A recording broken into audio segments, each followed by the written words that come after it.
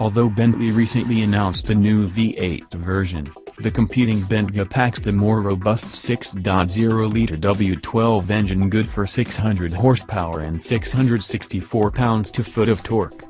We've clocked the SUV hitting 60 miles per hour in 3.5 seconds, making it the quickest gasoline-burning SUV we've ever tested. But it will be a different challenge altogether, tackling the 12.42-mile hill climb with 156 corners. During the competition, vehicles climbed 4,720 feet all the way to the finish line at the mountain's summit of 14,115 feet.